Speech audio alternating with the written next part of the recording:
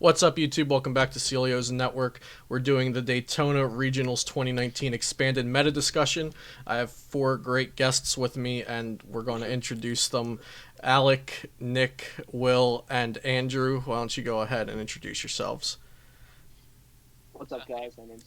Oh, sorry. We'll go Yeah, you're good. Alec, Nick, Will, Andrew. My bad. Anyway, my name's Alec Geisler. I'm originally from Wisconsin, now living in New York. I'm going for my invite. I'm at 384, so we're kind of getting there. I'm not going to Daytona, sadly, but Hartford and Madison, we'll see you there. All right, Nick. Yeah, I'm Nick Moffat. I've been playing for a while. Took a gap in there somewhere though. Pretty much had my invite this year, but unfortunately can't go to Worlds. And not going to any more regionals probably. But we'll see. Word. Will? How's it going, everyone? My name's Will Jenkins, player for Topka Comics. I've day two'd a few regionals, top forward one. Currently going for the NAIC stipend, going to Daytona and Berlin in the next couple weeks, and Hartford. So I'll catch you out at those events. Great. Yeah, you're having a pretty nice second half of the season there. And Andrew. What's up, guys? My name's Andrew Martin. I actually won the last expanded event in Greensboro. Played from St. Louis. I've day two 6 out of the 7 events, and I'm not chasing top 16, so that's kind of cool. Word. Okay, so Daytona is expanded, and then we have Hartford, which is also expanded 2 weeks later. So just real quick to give the viewers an insight into your expanded season. Alec, what is your highest achievement this season in expanded, and what deck were you playing? I got 22nd at Dallas, and I played Zora Garb. Probably shouldn't have top 8'd, but I forgot to say Propagate because I was really tired when I scored, and I said Pass instead of Propagate. Cool. Nick. So I was like 24th in Toronto with Keys, and then 17th in Greensboro with Zora Control. Nice. Yeah, Zora Control was a bit of a surprise there. I think you were the only one, or maybe one of the only two. Yeah, probably. I think I was like the only Bs in Toronto as well that made day 2. Cool. Will. I started my expanded season going 6-0 in Anaheim with Zorogarb, and then kind of puttered out. And then in Toronto, I ended up placing third with Trevenant. Busted. And Andrew, you have a good one. Got 19th in Anaheim with Drampagarb. Got 60th in Dallas with Drampagarb, and then I won Greensboro with Drampagarb. Lots of Drampagarb. Cool. Deck's pretty good. Yeah, Drampagarb's sick. It's working for you at least. Okay, Yeah. so Andrew, why don't we start with you? The top 8 of Greensboro, we had Drampagarb, obviously. We had Archie Stoice, Zorogarb, Pikarom, and Shocklock. So Shocklock and Drampagarb are kind of the two odd decks out there. I don't think many people were expecting to see them perform as well as the other big 3 decks in that top 8. Where do you think Drampagarb and Shocklock go from Greensboro? Do they get a lot more play because they're in the top 8 and people see their lists, or do they still only have a couple showings? So, I definitely think like Shocklock is kind of the deck where like if people want to play Shocklock, they're gonna play Shocklock because like the beaches is the big thing with that deck. I definitely don't know if that deck changes. Like it feels like there's always been one in like day 2 for the past few events. Like I know there was like some in Dallas. There was like Zach Cooper, I think, was the one in Toronto, and then obviously Jonathan was in the one in the top 8 in Greensboro. So I think it's a deck that just kind of pops up. So I couldn't predict where that one will go. Drampagarb, I think it's just a deck people were sleeping on for a while. I don't think it becomes like this crazy like play for Daytona, but I think it probably picks up now that people are more aware of it. So that's where I could see it going. Okay, cool. Hey, I don't think Shocklock's very viable right now, just because of how much Garbodor there is, but they could start playing like That's true. Yeah, so Shocklock has an issue versus Garbatoxin, right? Yeah. Like if they Garbatoxin, you can't do your entire lock, which is kind of a big deal. That's kind of an issue, yeah. That's fine. Will, so in Toronto, so you played in both Toronto and Greensboro, correct, Will? Yeah. Okay, so in Toronto, Pikarom was the new big hyped deck, and so many people countered it with Lucario, Buzzwole, Hitmonchan, Night March even, since it's a one prize deck. And it performed really, really terribly at Toronto. It got one day two spot, and it was the last place of day two.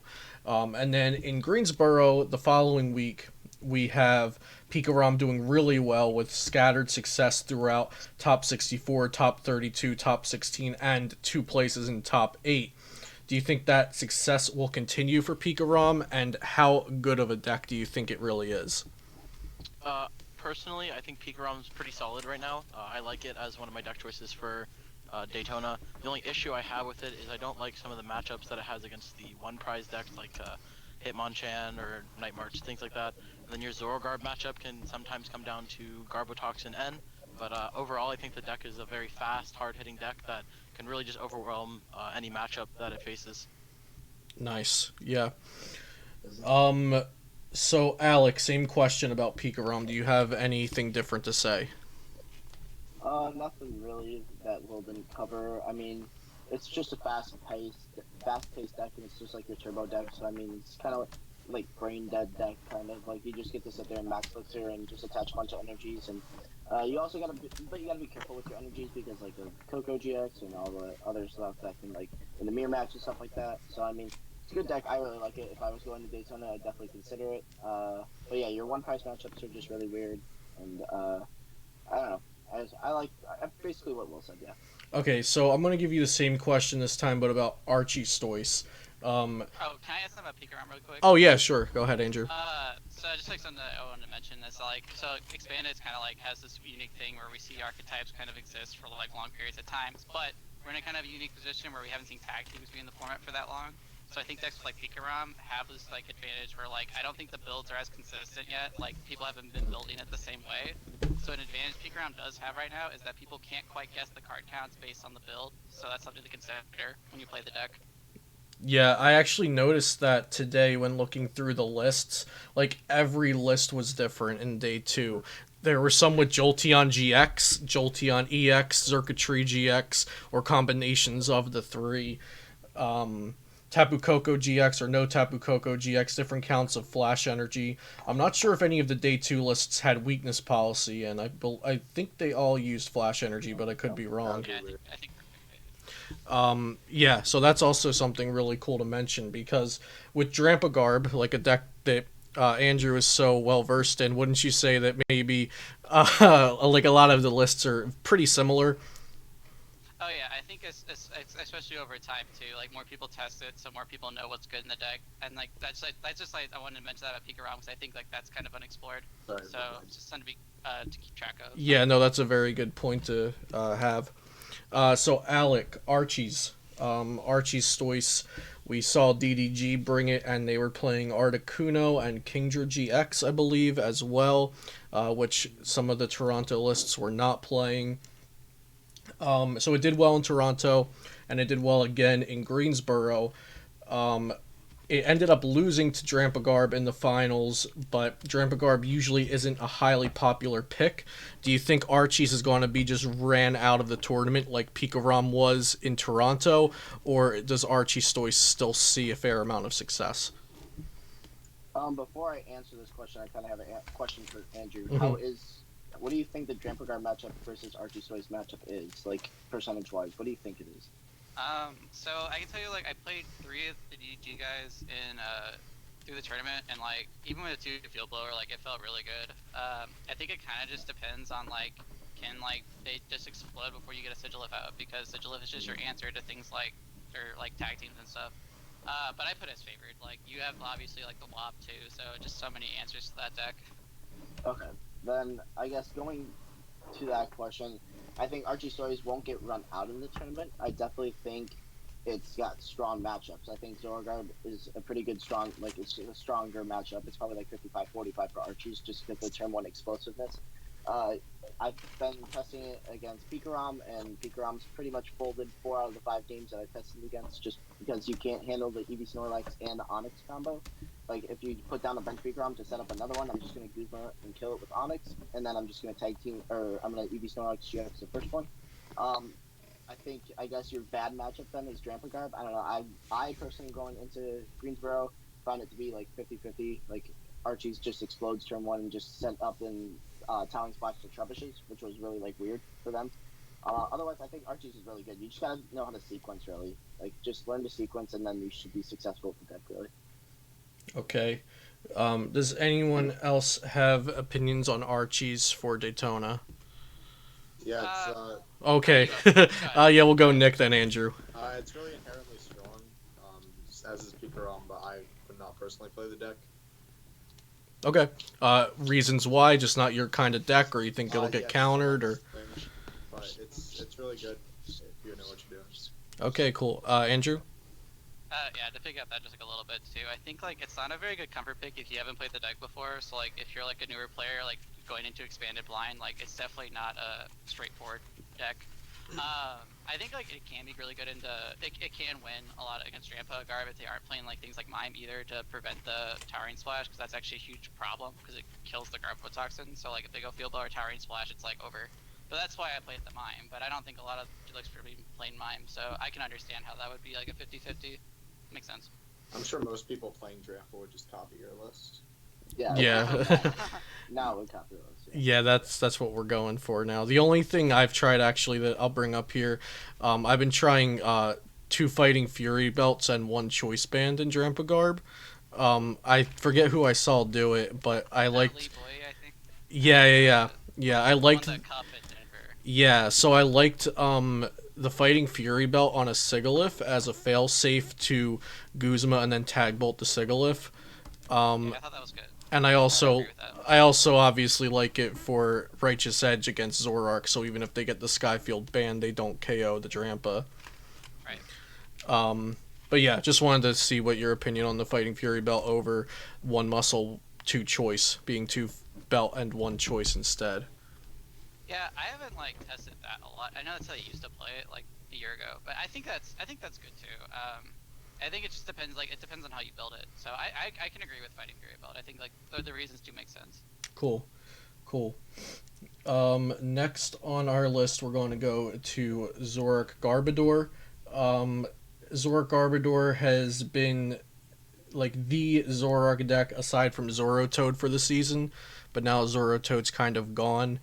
Alec, so Zoragarb got top 4, top 8. I think it was in every single part of the tournament except finals at Greensboro, and I believe it also did well at Toronto. Yeah. One Yeah, made got it, second. right? Yeah, got second. Second, that's right. Yeah, Noah.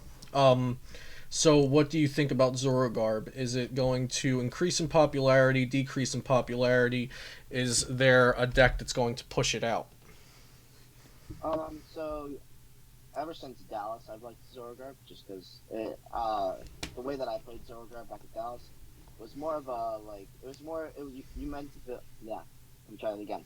We built it so that you could build the mirror because that's what we expected most of Dallas was going to be Zoragarb. So then, what me and Arlo did, because me and Arlo are testing partners, the night before Greensboro, we started testing the deck more, and roomed with Gibby Tang, Archer, and Christian Prenko, and we were just talking about cards and stuff like that to like round out your matchups more. So that's why the Scoop Up Block Mine was in there for Trev mainly, and then also it kind of bettered your Arches matchup, even though we didn't hit Trev. Shut up, Will. Smiling over there. But Arlo didn't play Dowsing just because he didn't own one, but had he had one, it probably would have been better. I don't know. I think Zara, it's really good. I don't think it'll get pushed out, but its Drampa Guard matchup is just really, really weird. Like even against Andrew, like Arlo, that match was just weird because he just end Toxin and then Parallel City too. It's just really hard to come back from. I don't think it'll get pushed out, like I said, but it'll stay around. It's just got to deal with Drampa Guard, but you got to build your list to beat it. Okay. Nick, so you played Zora Control to Greensboro, and you placed in 17th place. Pretty impressive with a deck that not a lot of people were holding to high regards going into the tournament. How do you think Zora Control was positioned with hindsight to Greensboro? And if we had a similar meta, how do you think it's positioned in Daytona? I think it was a pretty good play for Greensboro, other than the Pikarom matchup. But I have a solution to that, which is you play one of the Team Up Lycanroc and 1 or 2 Rainbow Energy, so that you can GX attack kill a Pikarom after you remove a few of their energy. And then it also has an attack for like Rainbow DC for 120, which would one-shot them as well. And Right. it's also just a decent control card. And I feel like every other matchup is perfectly fine. You absolutely slaughtered your Garb because you just leave 0 items in your discard, and they can't. And all their big attacks other than Trash Lance do take more than 1 energy, so that matchup's pretty free. And then Archies can be tough, but it's alright if you can Lost Zone their energies and Guzma and Tate and Liza and stuff like that. Word. Will, so we were talking about Zora Control a little before the day before Greensboro. What do you think about Zora Control for Daytona if we have a similar meta? I'm sorry, can you re-say that? Oh, it's fine, man. What do you think about Zora Control if we have a similar meta as we did in Daytona? Or if we have a similar meta from Greensboro to Daytona? I'm confident in saying that if I can figure out a sure way to beat Archies with Zora Control, I will be playing it. So, I mean, I guess that if I'm willing to play the deck, that goes to show that it's something I think is really good. Similar meta-wise, you just kind of have to dodge Pikarom, and I mean, I'm honestly fine with that. I played Trev to Toronto and played one round 1, didn't hit a single one the entire event. So, I mean, if you're willing to take Pikarom is not so great of a matchup, it's a fine play. You need to understand your deck. I wouldn't just go into the event with no games playing Control. I mean, you can get there, but you're definitely going to exceed like better than most people if you understand how your deck works and all the sequencing that works within the deck. But yeah, it has really good matchups against the field. Special energy decks are really easy. Drampa Garb, like Nick said, you just shuffle your items back in, so that matchup's pretty good. Archies is the only thing that makes me not confident against it is when they can hold their Guzma or their Tate and Liza and just take their 6 prizes. But if you're ever able to catch them off with their switching cards, you can just catch your Blastoise, remove their Floatstone, and they lose because they run out of energies. And then Zoro Garb, if you play Faba, that's one way to do it, or you can just... They're not really playing a Ranguru right now, so you can kind of get rid of all their energies, and yeah, then you're chilling. So I think the deck is very well positioned for Daytona, and I'm heavily considering it. Yeah, I didn't play Faba in my deck, and I went 3-0 against Zoro Guard. It was perfectly fine anyway. Especially if people continue to not play Ranguru, then you have an inherent advantage. Even then, you can just Lost Zone him, and then go on with your day. That's with the Get Lost Giraffe, right? Yeah. Okay. Or Luke, either one. I would not play the deck if you... I didn't play like any games going in, but I also have a lot of experience with other control decks, which is similar too. So I was fine with that. I also feel like I'm pretty good generally just picking things up. Yeah. And going into Denver, there's a lot of hype regarding stall and stuff, and people were talking about how powerful Lost Purge GX on Lugia is, and you can play that in Control and Expanded, and it's so powerful if you can Lost Zone like an 8 energy Wailord tag team, or even 5 or 6 energy, just truly crushing. No one really put 8 on him. You do lose to turn 1 Towering Splash, but otherwise it's not really. Yeah. You could play Mime, but no one ever really got that off. The new list for Archie seemed to not be built as much around getting the turn 1 Towering Splash, so I think it's okay. Cool. Alright, Andrew, so I'm going to give you a hypothetical 3 most popular decks, and I want you to tell me what your meta choice would be to play into those 3 decks. Into those decks? Yeah, so if you knew these were going to be the most played, and you're probably going to see a few of them in Swiss. Celesaur, Pikarom, and Archistoise. Between those 3, I feel like I would just go Pikarom, because like, if I can outplay the mirror, I feel like I can beat the other 2 just fine. The Archie's a little bit weird, because like, they do have like the options into though. And I'm thinking about it, I might just play Archies. That deck's just better. I go Archies. Okay. That deck seems like way better into those 2. Nice. See how quickly the meta shifts. It went from Pikarom to Archies being the play in a matter of seconds. Will, same question for you, except this time the top 3 most played decks are Zoroark, Garbodor, Trevenant, and Hitmonchan. So I have to pick. have to pick one of those, or I pick a deck to beat those three. Yeah, what would you like to play into that Zora meta? Control, for sure. Yeah. Zora Like, Control. Trevenant versus Zora Control. Oh, it's so funny because you attach one energy per turn, and they're just like, okay, go away. And you spread a couple times. You have infinite Acerola with Oranguru. So yeah, that's pretty free. Hitmonchan is like all special energies, and then you can trap their stuff active sometimes. And then like one of the biggest things playing Trevenant in Toronto was the Hitmonchan matchup was so free. Like they cannot deal with item lock and removing energy at the same time. So with Zora Control, you don't have the removing energy part, or sorry, the item lock part. But like it's insane that you can just remove their energies every turn. And then Zorogarb, I think I went over that earlier. So like for sure Zora Control into those three. Yeah. Nice. Alec, we're going to go with the same format of question, but your three most popular decks are Drampagarb, Archies, and some sort of fighting deck. So okay, Buzzwole I'm gonna pick GX Hitmon stuff. one. Oh, what? Okay. Probably maybe Trev, just because Trev could That's like, not- because like you can get the Archie's matchup isn't bad if you can get like the muck out and stuff like that and start like because if they play Keldeo and you muck the Keldeo, Mhm. you can just trap their Blastoise. I know we played like a matchup of that, and I just kept trapping your empty energy attacker or your Blastoise or then you bench Volcanion quickly, Yeah. and then you put it up or counter punched it up, and you were just out of the game. Yep. Against Drampagarb, I don't know its matchup. I don't think it's terrible. It shouldn't be that bad. And then the Buzzwole is just Trev versus Buzzwole. I believe Trev versus Drampagarb, unless Drampagarb goes first and gets the float stone, or they're playing Tina. I don't think it's very good for Drampagarb. Is that correct, Andrew? It kind of depends on a lot. So like what I've been doing is I usually just go with Rampa and just like Righteous Edge a bunch. And then like if you knock the Mysterious Energy off, you just Berserk. So you put 20 and then you Berserk for like 150. It just kind of depends on the player. Like if you're mismanaging these fees and like that kind of stuff, like it's pretty bad. But I don't know. There's a little bit of luck involved too. So I might put it like maybe unfavored. Maybe I don't know. Okay. Yeah. So sounds like Alec made a good choice. Yeah, there's that Trevenant factor. I know I had a friend in my room playing Drampagarb before Greensboro, and I was testing him with Trev, and there were some games where I just kind of locked him out of the game. And then if you have to rely on Mystery Energy early, it can get pretty problematic because your deck only runs 8 to 9 energy and like 1 or 2 Super Rod. So if you're playing 1 Super Rod and they just get rid of all the Mystery Energies, similar to like a control deck, it can get problematic. But like item lock is kind of painful for Drampa sometimes. Cool.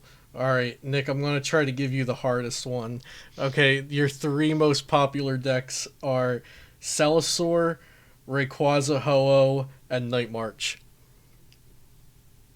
Alright. What do you do? Celisaur, Rayquaza, hello.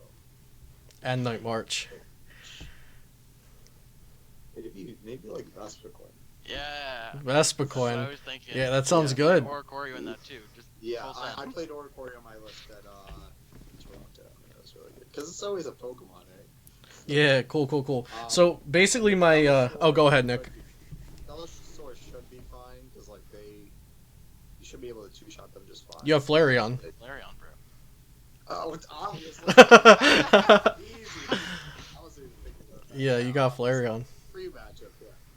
All right, so basically that little like exercise there was just to help any viewers that are thinking like these three decks are going to be popular, because obviously we're not there to like hold your hand the night before the tournament, but the big three can be anything really. Like anyone could start hyping this deck, and then a lot of people play it.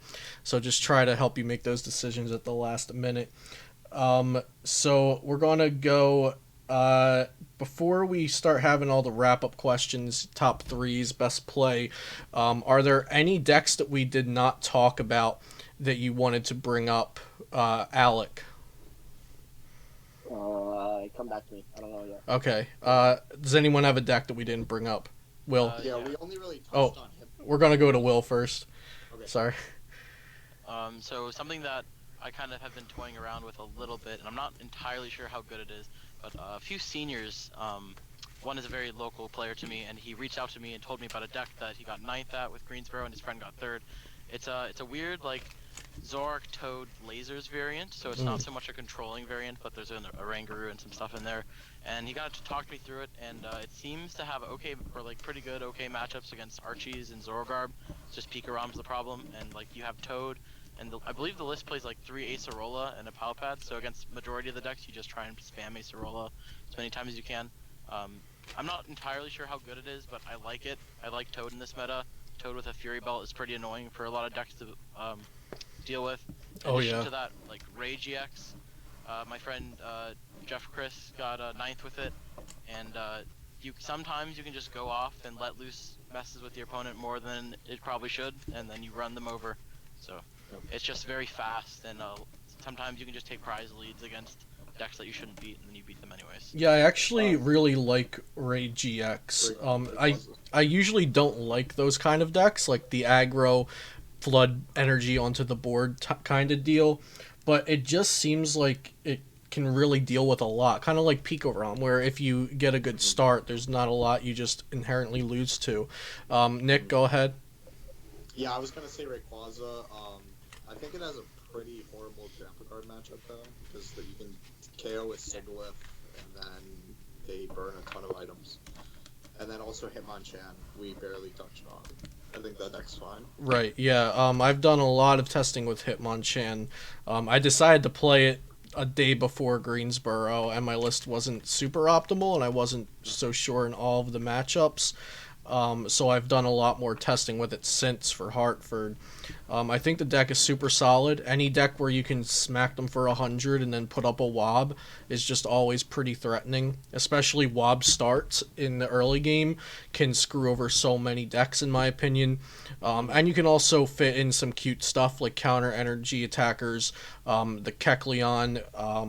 I think it's from a Plasma set. There's a... That one dude just like copy and attack. Yeah, it has Im attack, and it also takes the type of the opponent's active Pokemon, so with 3 energy you KO a Trashalanche, and Trashalanche is like the bane of Hitmonchan's existence, just because it's really hard to one-shot 2 of them back-to-back, and a third is like out of the question. Any opinions on Hitmonchan, Will? There's also the new Maybe Ditto. it's not that good then. Oh, go ahead, Will.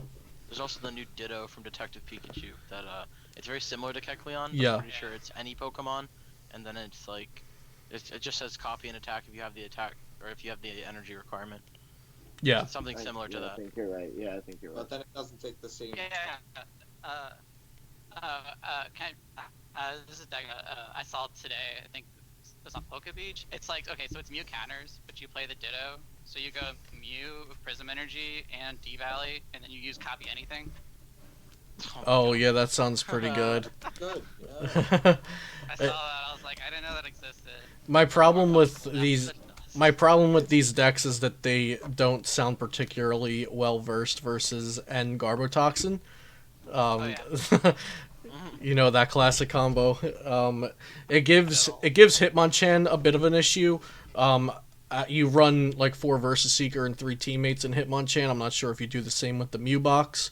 But like teammates just becomes like your pseudo engine, like late game when you need like 2 cards to just keep swinging knockouts.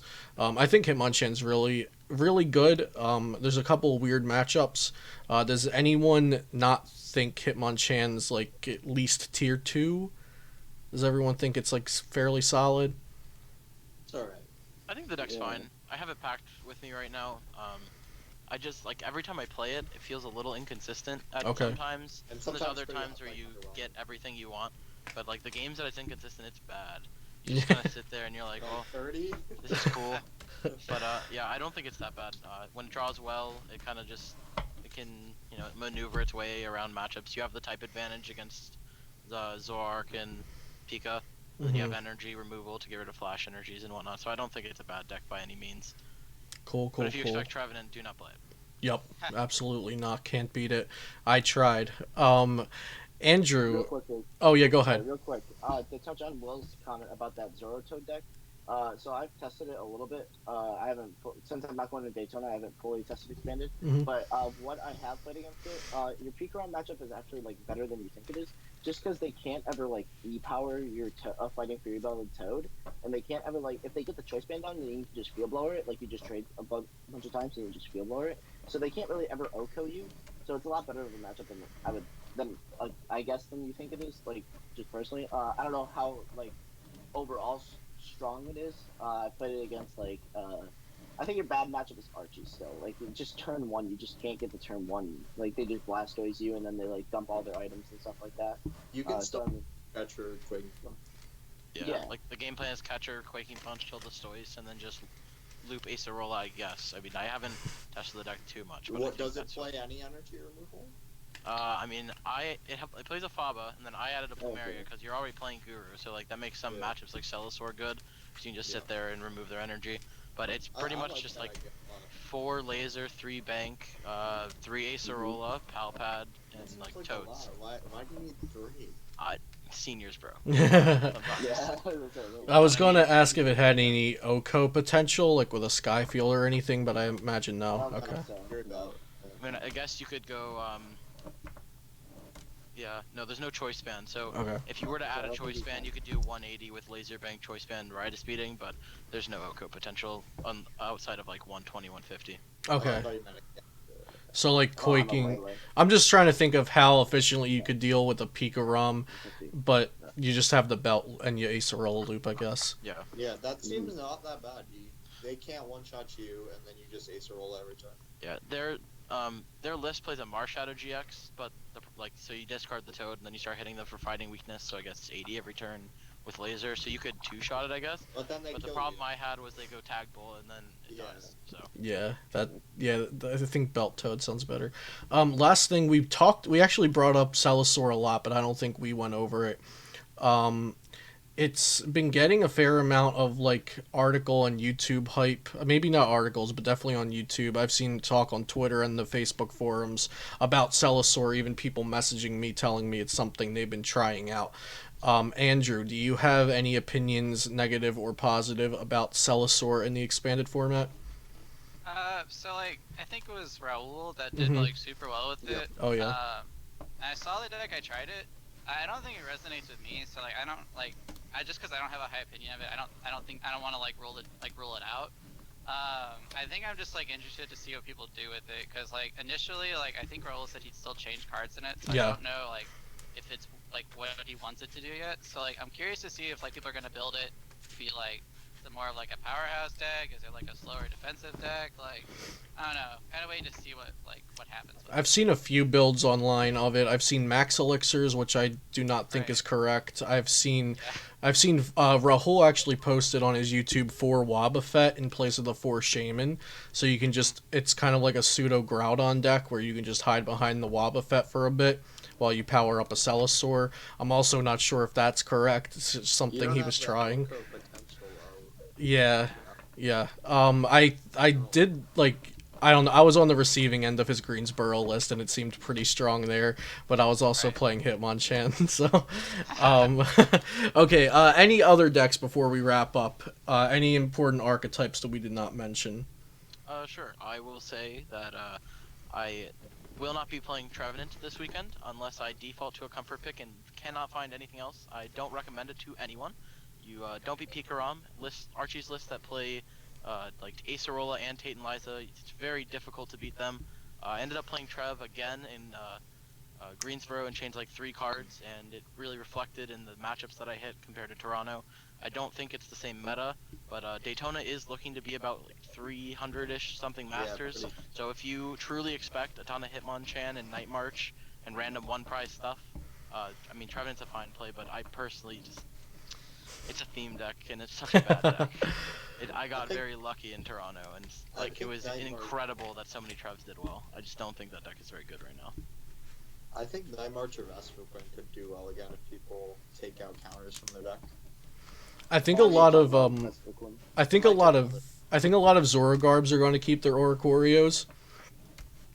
Just because Oracorio's also pretty good against Pikarom, because you can swing like turn 1 if you're going second, 30 on an active ROM, so you can choice band full bench Skyfield KO it with a Zoroark on your turn 2. And And Oratorio can also clean up some missed knockouts later on, and it's just so nice to have that free win versus Night Yeah, March. I'm a fan of that card, even when like Vespiquen and Night March aren't like being crazy popular, because it's not terrible. Yeah, When you're not playing against that, you can get people off guard. for sure. Yeah, I like it opens up like win conditions too. Like I think that's the thing why I still play it. Like there's so many games where it's like, oh, how am I gonna win this? Oh, they have 11 things in the discard to Shaman. Oh, cool, sweet. Didn't think about it. Like that's that kind of like option too. It's Yeah. good. And you can just poke for like 60 against fighting decks sometimes with resistance. Or you go muscle band, knock out Hitmonchan. It's great. Okay, so we're going to do the final questions, and then we'll wrap it up with shout-outs. We're going to start with Andrew, and then we'll go to Will, Nick, and Alec. Andrew, what do you expect the 3 best performing decks to play? Or the what what do you think the 3 best performing decks will be? And if you were going to Daytona, what would be one of your top picks? So I kind of feel like the format doesn't shift entirely, so I would still like say like probably like the best performing overall would probably be like Pikarom, Zora Garb, and Archies. And that being said, I'd still play like Trampa Garb, but that's just because I value decks that like I have experience with more than like matchups. Yeah, no, that's totally fair. Will, same question? Is the question more so like what the general player base would play, or what I think will do the best? What you think the best performing will be? So not Okay. popularity wise, what you think will perform the best? All right. I think it's a safe bet to say Zorgarb. The deck has done pretty well all season. It's very, it can be consistent and very good. Archies, at the same time, has been very good all season too. And then I'm gonna say Zora Control. I think it has a place this weekend, and it just takes someone that's willing to pilot it to go far. So Cool. And what is one of the top choices for yourself? What are one of the top choices for yourself? Zora Control. Cool. Nick, so we're going to switch up the question a little bit for you and Alec. I have the same exact answer as well. Okay, so that's exactly why I'm switching it up a bit. What do you think a popular deck will be that isn't one of the decks that Andrew and Will mentioned? A very popular deck, but not one of the 4 that Andrew and Will's answers Grandpa Garb covered. will definitely see uptake in play, and a couple people will probably bring Hitmonchan, I think. Cool. And same second question, what would be one of your top picks? I would 100% be playing Zora Control. Cool. And for meta and comfort? Yeah. Nice. Alex, same question as Nick. What do you think a deck that we haven't mentioned yet is that will be fairly popular? Fairly popular, definitely Hitmonchan or Drampa Garb, maybe Seles as well. If you're talking like just best overall performing wise, I think Bees will have a good splash going into it, but people got to build their list right and just try to figure out all your matchups, like Archie's matchup, Pikarom matchup, and all that. So you just gotta figure out, balance them out the right amount of cards, and pick out what matchups you want to like lose to, or just sacrifice matchups that you want to sacrifice to. And what would one of your top picks be? If I were going, I would definitely either play Pikarom or Zora Garb. Cool. Well, And think about Vespiquen. go ahead. You're gonna play Vespiquen, put Swampert in your deck, and Archies. Really good. Swampert and Archies. Did that do well in Toronto? That sounds familiar. I think I was the only one playing. Oh, you played it. I was the only one. You were the one with Archies and Swampert in your deck?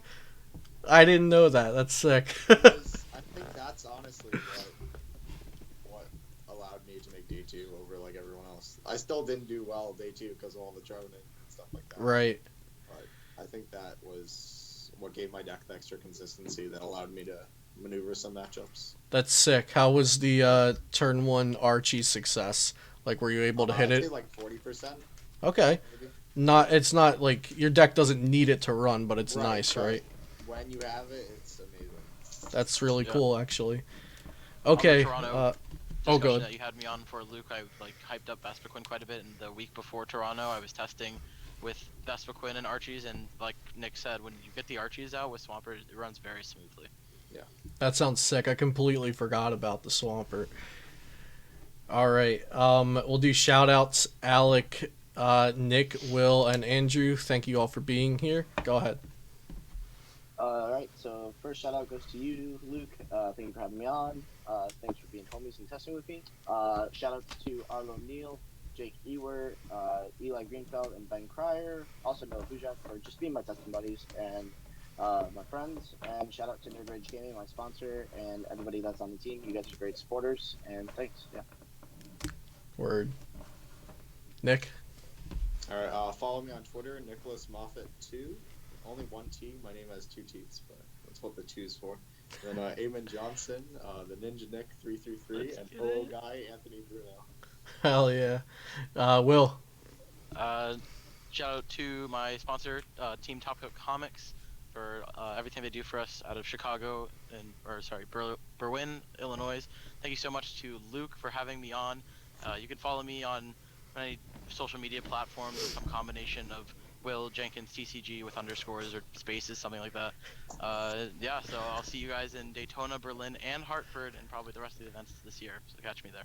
Yeah, Will and his busted Top Cut Comics team. They're coming for you. Andrew, last but not least. So I'm not sponsored, but shout out to Yeti Gaming, making St. Louis a pretty dope place to play at. If you like free content, you can check out my website. It's skypillartcg.com. I got a new article coming out this week. You can miss that. You can follow me on Twitter at the Skypillar, and you can check out my YouTube channel at SkyPillarTCG.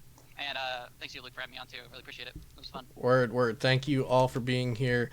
We had a great discussion. If you enjoyed the meta discussion, be sure to subscribe and leave a comment letting me know what you thought about it, any changes you would like, or just general comments. And be sure to check out flipsidegaming.com and use code Celio for 10% off of your next order, $10 or more. I highly suggest getting your Dragon Shield sleeves from there because they're already at a really great price, and then the 10% off just makes it better. I'll see you next time here on Celio's Network.